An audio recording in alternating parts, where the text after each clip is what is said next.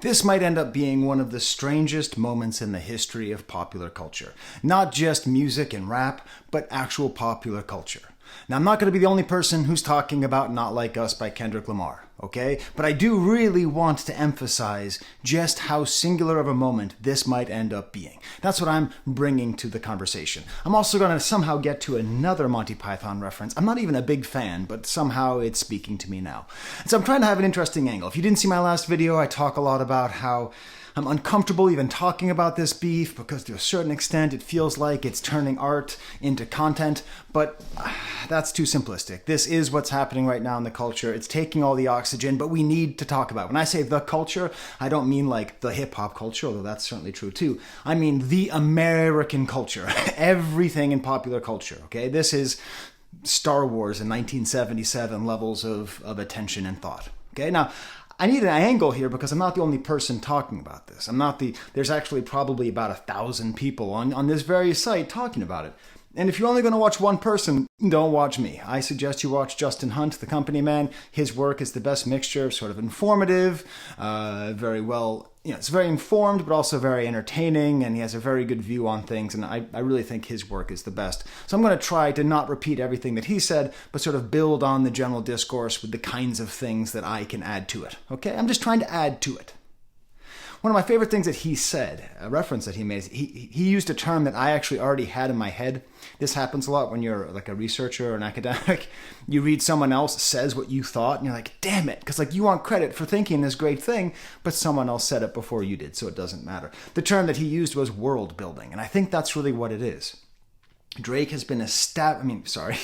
Lamar has been building up a world around Drake, around this beef. He is establishing truths and then working on those truths. Be very clear, these aren't necessarily truths. These are the truths that Kendrick is presenting. We don't have evidence on all this. I'm not here to determine what's true and what's not true in this whole thing, but to talk about it, right? And what's cool is that Kendrick is doing something. I keep mixing up their names. I don't edit, by the way. If this is your first video of mine, welcome. I usually don't do videos like this, but I've now done like 6, so maybe I do. Maybe I'm a reaction YouTuber after all. What Kendrick does is he's like a history professor who's making you read a book, making you read the textbook, making you do answer reading questions, couple books, primary sources, secondary sources, learning about the history of, let's say, the Napoleonic Wars and the rise of Napoleon, and you're reading all about it, and then towards the end of the semester, he knows you're working hard, so he brings in the Joaquin Phoenix movie, he brings in Bill and Ted's Excellent Adventure, and you just hang around and you watch some fun depictions of Napoleon. You've done your work, now you get to have your fun. Not Like Us by Kendrick Lamar is us getting to have fun. We've been doing all this thing, now let's have some fun with, I can't even say what we're having fun with without getting demonetized. Hence the strangeness. Kendrick Lamar himself uses this tactic all the time. To Pimp a Butterfly was homework. It was a lot of effort. That's why a lot of people say they prefer Damn. But let's be honest. Is Damn not just as conscious? Does not deal with the same themes of inequality in America, racism, especially racism in the world of celebrity, and right? Like, is it really that different? Is Damn really that different from To Pimp a Butterfly, other than the fact that it's more danceable, it's more enjoyable to listen to? Drake is doing something. I gotta stop saying Drake. Kendrick is saying something very important. He's doing something very important, and that's why I have this guy back here, Jean de La Fontaine, who wrote Les Fables, the Fables. Now, Aesop wrote the most famous fables, but La Fontaine reworked some of them, and a lot of the fables that you know come from La Fontaine. And he had a principle, which was his goal was to plaire et instruire, which means to please and instruct. And that's what a good teacher does. You don't just teach, you don't just please, you please and instruct. So Meet the Grams was our homework. It was whispering, it was non-melodic, it was a killer beat. Alchemist made a killer beat, but it was establishing the dark truths of the OVO camp of Drake. It was a bummer. We don't want to listen to that song again. I don't. I can't speak for you. Do you want to listen to that song again? No, you listen to it once to get the information. You might watch The Napoleon movie multiple times is actually pretty good. People really kind of talk down on it, but there's very interesting choices made there. It's a pretty strong movie. Some weak parts too, but generally a strong movie. But you might come back to the movie. You're probably not going to go back to your France in the 18th century textbook, right? And so that's why this song is so important. Because DJ Mustard made a party jam. I mean, the beat itself it's funny because it's structured the exact same way as the Alchemist beat for Meet the Grams, where you have a sort of interstitial part that serves as an opening, like almost like a recorder or a flute, and then it busts into the main part. But instead of the mournful descending piano sounds of the Alchemist beat, we have a West Coast bop. Sleeping with children, the greatest crime known to human beings. Okay, let me tell you exactly why. Let me tell you exactly the moment where I understood how bizarre this moment was. The song came out, and do you know how I knew about it? I was looking through my comments on my last video. The last video where I talked about how you have to talk about things so quickly because things keep on coming out. I was looking at those comments, and I read from one of you, I forget who, I apologize, said, Professor Sky, he dropped. We need another album. So we need another review. Kendrick dropped. I'm not going to get his name wrong this time. Listen, I think FT Signifier called it Family Ties every single time he talked about Family Matters. So it's a YouTuber thing, right? We get to make these little mistakes. We're working super hard here. That's another thing that Justin Hunt was saying, that like he can't even be on his normal schedule because he has to react to this. Poor Dua Lipa has been on the back burner. I was going to be doing my Dua Lipa video now, but I got to do that tomorrow at my office. And there'll probably be another 3 diss tracks, so probably going to have to keep waiting for Dua Lipa. Anyways, the most wild moment here is I was listening to the song for the first time. I look at the art, and I immediately register it as an image from a sort of a sex offenders registry. Like they have certain, if you ever buy a house, you have to do it. There's a sex offender registry. If you don't know this, there's a sex offender registry where you can go and you can look in any neighborhood and you can see where there are registered sex offenders. Okay, which was played to great comedic effect by Arrested Development. The only other people I know who are able to make the sexual abuse of minors something funny, that and this song. So I was listening to the song, and then it was bedtime. So I have a 16-month-old daughter. I have a little baby, cute little baby. So I'm carrying my baby, and I'm getting ready, and I'm grabbing her water bottle, and I'm opening up the gate to go up the stairs. Why are you trolling like a B word? Ain't you tired? Trying to strike a chord, and it's probably a minor. I laughed so hard that my wife was worried that something happened. Like I was just cackling. I couldn't believe how funny, how clever it was. So I come upstairs and she's like, "What's so funny?" I was like, "Oh, you're gonna love this." So there's a very, very powerful person who is being credibly accused of sexually abusing underage girls. It's funny stuff. That's the moment. That's what I'm talking about. This insanity where we're able to laugh at it. And this is the genius of Kendrick. That Kendrick set us up with the dark, sad version of it first so that we read all the history and we have it and we know that we're taking it seriously and we know that it matters and we know that the truth is, dear Sandra, we know it's all that. But now it's kind of like funny. It's a super hyper compressed version of comedy equals tragedy plus time. In the internet age, time has a new meaning. Time moves faster than it used to move. Okay? Comedy equals tragedy plus time. That's been said for years and years and years. You don't believe it? How many Titanic jokes have you heard? That was a travesty. How many times have you heard people laugh about King Henry VIII and all of the women that he murdered? All of those women who he murdered in cold blood. I'm Henry VIII, I am. We just laugh about it, okay? Okay? This is what happens.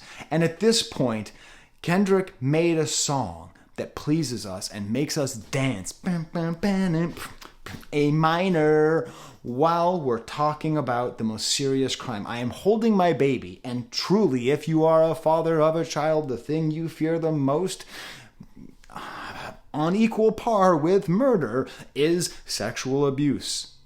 Okay? It's a very, very, very serious topic. It's the thing you fear the most, and I'm holding my baby, and I'm laughing at the topic. Justin Hunt also alludes to that when he talks about the idea that there's going to be clubs filled with ladies dancing to Certified Lover Boy, Certified PEDIAP. You know what I'm saying? The files of the pedia kind. You know what I'm saying? Like, that's amazing. And how does Kendrick do it? It's because he's a super genius. Now, I called Drake a genius in the last video. A lot of people don't like it. I'm sorry. You're just going to have to deal with it. Drake's a genius. He is. He may not be a genius of the same caliber as other great rap geniuses, but he's absolutely a genius. Okay? But, oh my God. This is the thing. Kendrick does what he does and can do what Drake does for fun. Drake does what he does, but he can't do what Kendrick can do. Kendrick knows, how do I make this stick? How do I make people dance? Certified, da-da-da, whap, whap, whap, whap, whap, whap. Like that, just going the whap, whap, whap, whap, whap, whap, getting us to dance, getting us to when we hear that when we're in the club. I'm not in the club. I listened to the song like 4 times this morning because every time I played it, my baby, she does this. She does the sign language for more. She's like, mo, mo, mo, because she just wants to hear the song because she's 16 months old, but she knows the song is a bop, as you kids would say. And part of it's because every time it says certified, ba-ba-da, whap, whap, whap, whap, whap.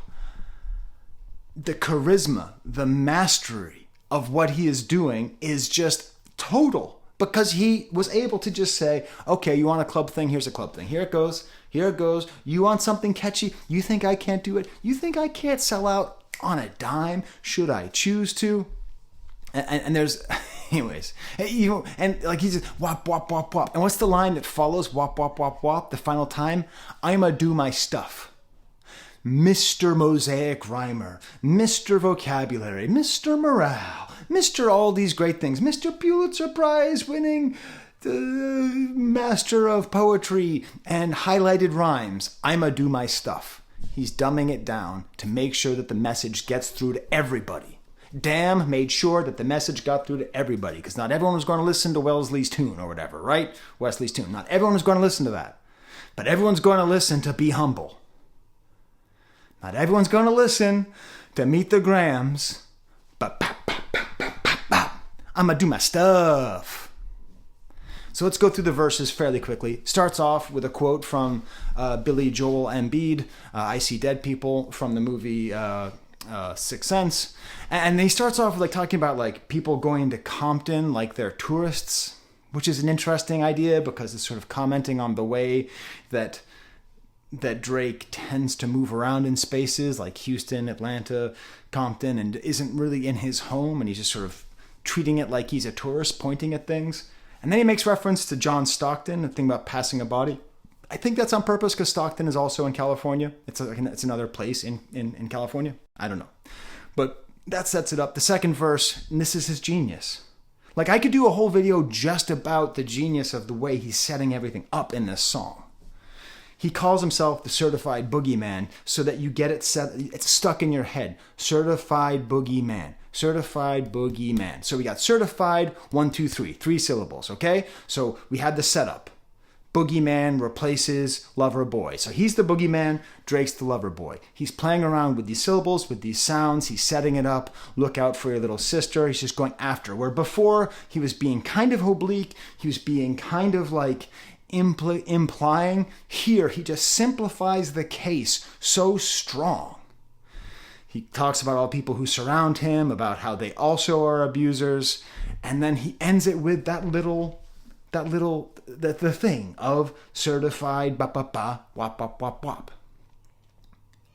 A minor, I think that's intentionally satirizing, like Dave Free. He's imitating the exact same place in the song where Drake also did a little sing-song imitation mockery. And then we get to the chorus, they not like us, they not like us. A really important idea where he's establishing that there are 2 camps, and there is the us, who I assume does not include me, okay? But includes Black American hip-hop culture, okay? I believe that's the us. And then the they being OVO camp. That they are not like us. I believe that is the they and the us in this song. Okay? I don't think that puts non-black people in the hip-hop culture in the they category, but I think that's the idea. And then we get to the third verse where more threatening, like the last track was threatening, but essentially implying that he's going to be killed because if he goes to Oakland, Tupac's fans will be mad at him. Then he restates what OVO stands for. And the problem that Drake has is that I don't know what OVO stands for. I don't know. I've reviewed like 11 Drake albums. I don't know what OVO stands for. So now, I just think it means what Kendrick said it means in here. And then this bit has the best part of rapping where he actually and your homeboy need a subpoena, the predator move in flocks, name got to be registered and placed on a neighborhood watch. I lean on you, and this is what's funny, on Rap Genius it says, like another line of walk, but I believe he says, like I never learned to walk, but Mr. Morale, Mr. Perfect Rapper, does not pronounce clearly here. Does he not pronounce clearly because he doesn't know how to pronounce it? No, he left in a verse that gets more raw, because it's part of this song. It's not polished, it's raw, it's coming straight out. I lean on you like I never learned to walk, yeah, it's all as on me, I'm send it up to Puck, hey! Like he's just building up all this energy in this verse. This is by far his best sort of lyrical mastery in this whole beef. Sweet chin music, and I won't pass the aux. Won't pass the aux is the new term that kids use these days. In my day, it was who has control of the radio, who gets to put in the next mixtape. Here, I won't pass the aux chords so that you can play your music, and that's what he's doing. He's not passing the aux. Drake released a song. 30 minutes later, Kendrick released his song. 22 hours later, Kendrick releases his next one. He has the aux. Drake can't get the aux back. How many stocks do I have in stock? 1, 2, 3, 4, 5 plus 5, implying he has 10 songs. 10 songs. I'm going to be doing this 6 more times. And then as the song ends, he starts doing more kind of like standard rap beef stuff. Like he quotes, God's Plan and Family Matters, quoting Drake albums and Drake songs. Shout out to Cal Truchesta. That kind of cheesy rap battle stuff that people do that seems like he's doing it to just sort of be like, yeah, I could do that too. And then it seems like he's getting increasingly stupid and catchy on purpose. And feels to me like this is a satire of Drake. He mentioned the 2C slide in the last song, and I think he's satirizing the 2C slide. Like, freaky ass, he a 69 god. That's not that good of a diss. Like, instead of a 6 god, calling him a 69 god, there's nothing inherently immoral about being a 69 god. They're not in particular, but he just keeps repeating it to the point where every time you hear Drake call himself a 6 god, you're going to call him a 69 god. It's weird and it's catchy, and he knows what to do. He knows what to do, which is why this is the weirdest moment in popular culture history. If this song is as big of a hit as it seems that it must be, we might end up having a jam that is so popular and ubiquitous that everybody sings it and knows it, that it's played at weddings, and at the very center of it is the worst crime known to humankind. That's the bizarreness. That's what I'm talking about. I even think that the very end where it says, let me hear you say, oh, V-ho, stab this way. I think that's very clearly a satire. Satire is when you imitate something and you exaggerate it to the point where you're making fun of it. That's the actual definition of a satire, okay? Are you my friend? Are we locked in? It gets so thin. Even the bam, bam, bam, bam gets dropped out. Even that gets dropped out. So, I think he's making fun of Drake by doing what Drake can do. But like most good satire, it doesn't necessarily read as satire because it's catchy. Because what Drake does is catchy and it works. And 2C Slide's a good song. I'm sorry to say, it's a good song. Right foot left foot right foot left, whatever it is. That's a good song. It's a good song. That song was okay. It's a good song, It's catchy. It's fun. It's silly. And so is this. Now, the final bit, you'll notice I skipped something, which was the bit about Atlanta and the history of slavery. By the way, I pitch this book as often as I can. If you don't know the book, Rap Capital, Atlanta Story by Joe Coscarelli, it is just a truly masterful book about the history of Atlanta and rap and the way that rap music in Atlanta is made and spread. And it's called Rap Capital because, first of all, this is a thing which is just the truth. Atlanta is the rap capital of the world right now. I'm sorry, East Coast, West Coast. I'm sorry, it's just the truth. This final bit, where first of all he calls out Drake for talking about slaves, which I think is an interesting idea, right? Even though Drake is, of course, descendant from African American slaves himself. So again, does he have the right to say that word in that way? That's not for me to decide. I am not of the culture. I am observing the culture. Okay? Still, interesting debate. But he gives a little history lesson about the way that slavery worked, and in particular, the way sort of Reconstruction era South worked, where black bodies were either abused through slavery or through virtual slavery, through like sharecropping and all sorts of nefarious, underhanded racist systems that got a lot of labor for a little bit of money, and that ended up benefiting the middle class and upper class white people who would come in and extract all the profit from Atlanta. And so by targeting Drake this way, it's now becoming clear that this was what the song was about. Each single time Kendrick comes out and he says something, he's bringing something new. Okay, he's doing a good thing. He's doing a very smart rhetorical trick where he's reminding you of the last thing while introducing something new. So we're being reminded of all the SA accusations and all the PED accusations and all that stuff, all of that, but then he's introducing something new. And there's something new is that he's an exploiter. He's an exploiter of Atlanta. He's an exploiter of Atlanta authenticity. And that's what's amazing, because he is systematically separating Drake from everything in his life. He's trying to separate him from his female fan base, which is the majority of his fan base, as I am to understand. He's trying to separate him from his American fans. He's trying to separate him from his black fans. He's trying to separate him from his family. He's trying to separate him absolutely from everywhere. But the key, the super duper duper duper secret to Drake's success is his collaboration, his ability to work with the hottest new young people. And I've talked about this a lot when I talk about Drake. By the way, every single thing that is said about Drake could be easily said about Kanye West. Kanye West is doing the exact same thing in Atlanta. I know he was born there, but he's not an Atlanta rapper, okay? Okay? I mean, Metro wasn't born in Atlanta, but he's an Atlanta artist, okay? St. Louis, I believe. But this idea of not a colleague, but a colonizer, it's true, but I want to make it a little bit more complex, because it is true. It is true that there's exploitation going on here, where Drake is extracting authenticity and street credit. Kendrick goes through down the line, right? That Future gave him songs that will hit in the club. Lil Baby gave him vocabulary. Thug gave him sort of gang credibility. And, 2 Chainz, everybody who's worked with 21 Savage gave him street cred, all those things. It is true that Drake received a lot. But let's also address what is sometimes the complicated truth of colonization. Now, my history is largely on the colonizer side. I have Scottish ancestry, so I'm sure I was colonized by the Romans at some point or by the British at some point, but whatever, doesn't matter. I mean, it does matter, but what this is making me think of is 21 Savage and Future, they were exploited by Drake. But did they get nothing? So this is where I want to quote Monty Python and the Life of Brian. There's a famous scene where we have revolutionaries who want to fight against the colonizing Romans, who are talking about how they haven't given them anything.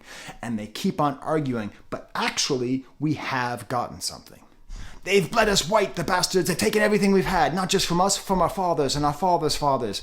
And from our fathers' fathers' fathers? Yeah. And from our fathers' fathers' fathers' fathers? Yeah, all right, Stan, don't labor the point. And what have the Romans ever given us in return? The aqueduct? What? The aqueduct? Oh yeah, they did give us that. That's true. And sanitation? Oh yeah, the sanitation, Reg. Remember what the city used to be like? Yeah, all right, I'll grant you the aqueduct and the sanitation are the 2 things the Romans have ever done. And the roads? Well, yes, obviously the roads. I mean, the roads go without saying, don't they? But apart from the sanitation, the aqueduct, and the roads, irrigation, medicine, education? Yeah, well, fair enough. And the wine? Oh, yes. There's something we'd really miss, Reg, if the Romans left. Public baths? And it's safe to walk the streets at night now, Reg. Yeah, they certainly know how to keep order. Let's face it, they're the only ones who could keep order in a place like this. Right. But apart from the sanitation, the medicine, education, wine, public order, irrigation, roads, a freshwater system, and public health, what have the Romans ever done for us? I only say that. The Romans were terrible colonizers, but the truth of the matter is also those things. So when we're talking about Future, and we're talking about Lil Baby, and we're talking about 2 Chainz, we have to question consent. Did they not consent this collaboration? Were they not searching for it? Is this not perhaps a question of symbiosis and not parasitic? So you can call Drake a vampire, right? And I call Drake a vampire and I call Kanye a vampire because they constantly work with younger people who are hot right now. And they sink their teeth into their necks, but at the same time, those younger people take the respect and the money. So I'm imagining this scene playing out with Lil Baby and Future sitting around with 2 Chainz talking about what has Drake ever given to us. And ending like this. Right. Apart from the #1 songs, the mainstream acceptance, the money, the women, the sold-out stadium shows, the worldwide tours, the huge videos, the advertising deals, and the access to all the hottest and most impactful artists in the world based off the back of his name, what has Drake ever done for us? So I think that's true too. So it's a very interesting claim that he's making, and I think it's true, but it's also denying a lot of agency on the part of Lil Baby and on the part of Future and on 21 Savage. And that it's perhaps ignoring the fact that it's a symbiotic relationship. But who knows? What will happen next? Will Atlanta rappers be hesitant now to give their life force to colonizers like Drake? Who come in and know that they're talking about the rap capital, to know that that's what they're talking about, that they're, or are they going to fight off and say, I don't care about the international, the national, all of this acclaim, all of this access, all of this power? I don't know. So there we go. There is a very strange ending to what I hope was an interesting video. To be clear, colonizing is not good. It's not the point of my video. The point of my video is colonizing is bad. Its effects are complex. And in order to really understand it, you have to understand all of the effects. And simply calling Drake a colonizer might not hold as much strength as we think it does when we understand the consent that's built in to all the collaborations that he's done. All right, there we go. There's my video. I have to go off. Poor Dua Lipa, she's going to get her due now. And there's the camera.